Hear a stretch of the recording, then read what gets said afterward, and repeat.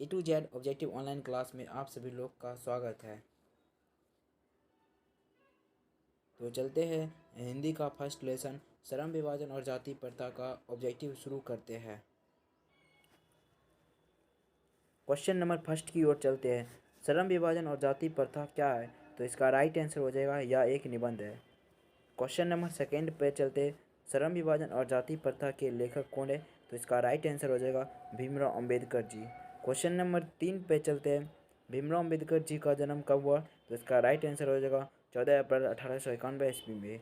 Question number 4 पे चलते हैं। अंबेडकर जी का जन्म कहाँ और किस परिवार में हुआ? तो इसका राइट आंसर हो जाएगा महू मध्य प्रदेश में एक दलित परिवार में।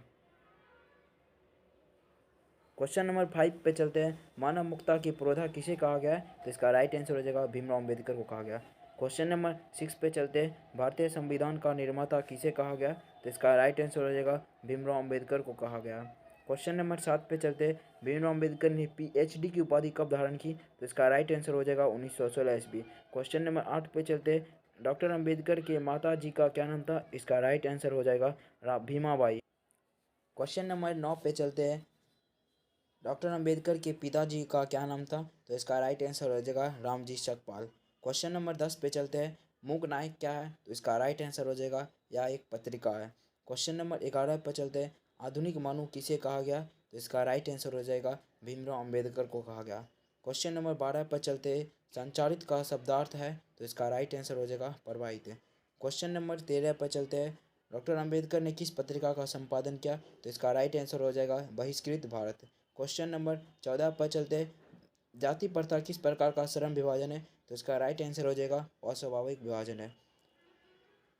क्वेश्चन नंबर 15 पर चलते हैं। किनके प्रोत्साहन पर बाबा साहब उच्चतर शिक्षा हेतु न्यूयॉर्क गए? तो इसका राइट आंसर हो जाएगा बड़ौदा नरेश।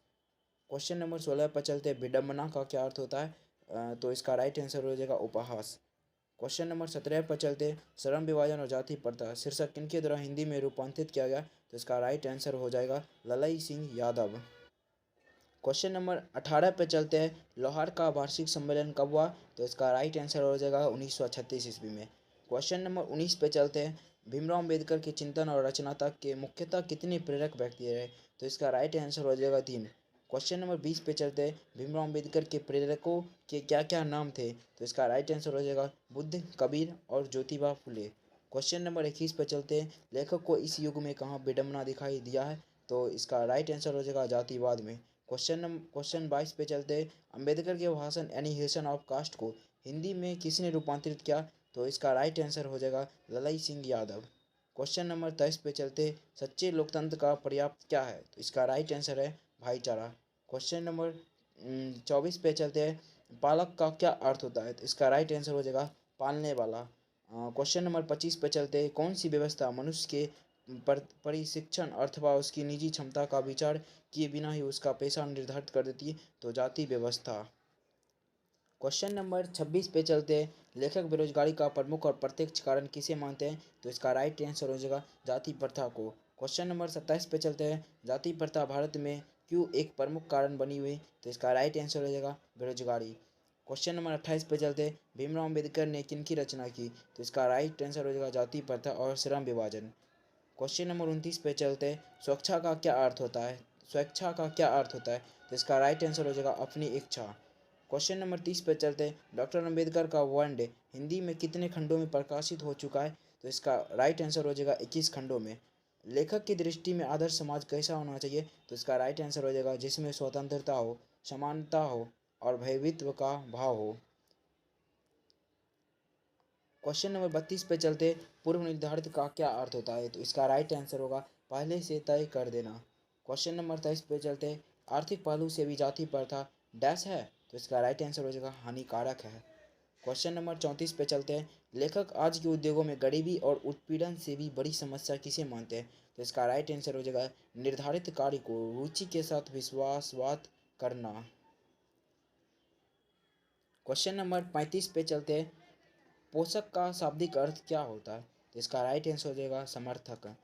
क्वेश्चन नंबर 36 पे चलते। श्रम विभाजन और जाति प्रथा पाठ बाबा साहब के किस भाषण का संपादित अंश है? तो इसका राइट आंसर हो जाएगा annihilation of caste.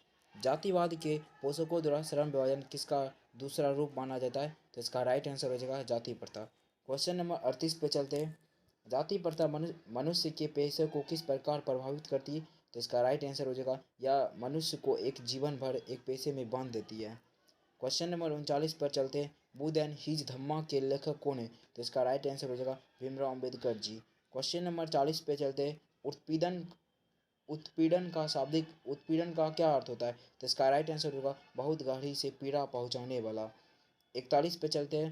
Question number 41, dash पेशे का दोषपूर्ण निर्धारित कर दिया है? तो इसका राइट आंसर हो जाएगा जाति प्रथा।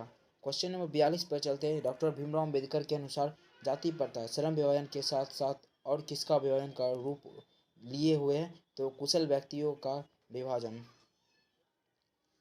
क्वेश्चन नंबर 43 पे चलते हैं। जाति प्रथा को श्रम विभाजन मान लिया जाए तो यह स्वाभाविक विभाजन नहीं है, क्यों नहीं है? यह पंक्ति किस शीर्षक पाठ की है? तो यह श्रम विभाजन और जाति प्रथा का है।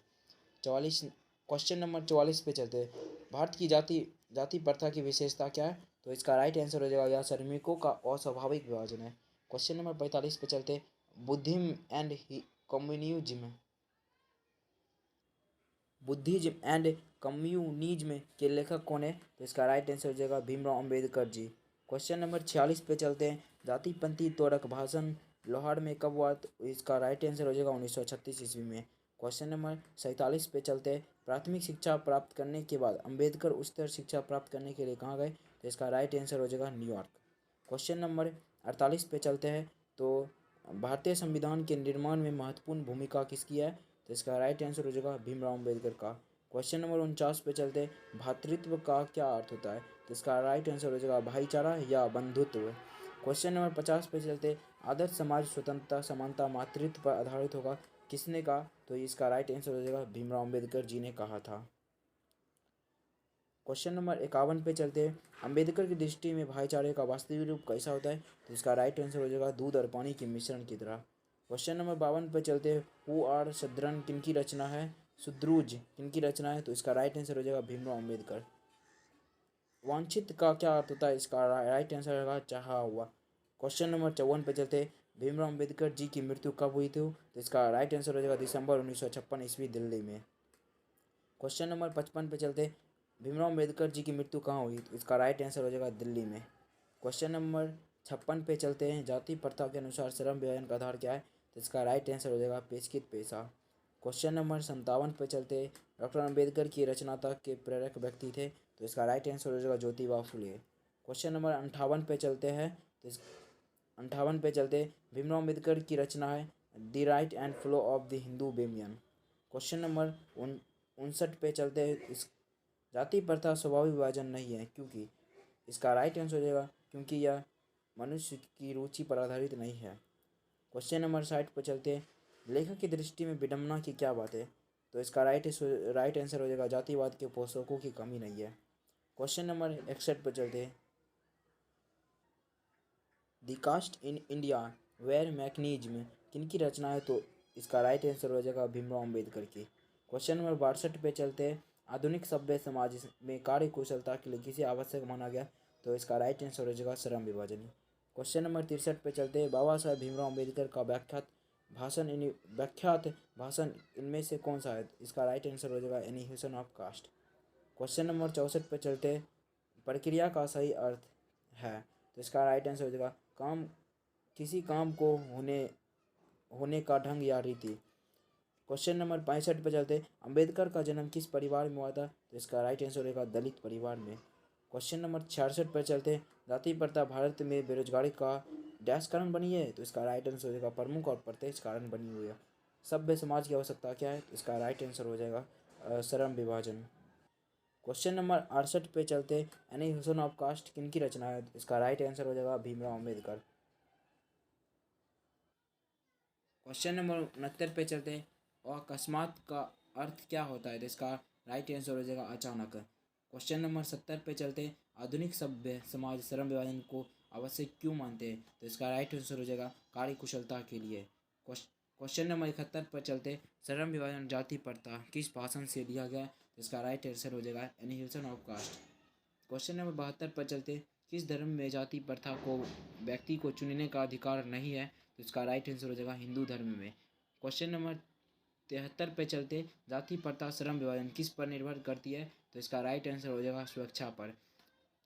क्वेश्चन नंबर 74 पे चलते हैं, तो श्रम विभाजन जाति प्रथा में मनुष्य का पेशा कब निर्धारित कर देता है? तो इसका राइट आंसर हो जाएगा माता के गर्भ में ही निर्धारित कर दिया जाता है। क्वेश्चन नंबर 75 पे चलते हैं, तो आकांक्षित का क्या अर्थ होता है? जिसका राइट आंसर हो जाएगा मनोइच्छित। ध्यान दें, यह सभी ऑब्जेक्टिव आपकी पुस्तक गोधली क्लास 10th के अध्याय 1 अर्थात श्रम विभाजन जाति प्रथा का पूरा खोज कर बनाया गया है। कृपया आप इसे अपने नोटबुक में लिख कर इसे याद कर लीजिए। इससे कहीं अधिक प्रश्न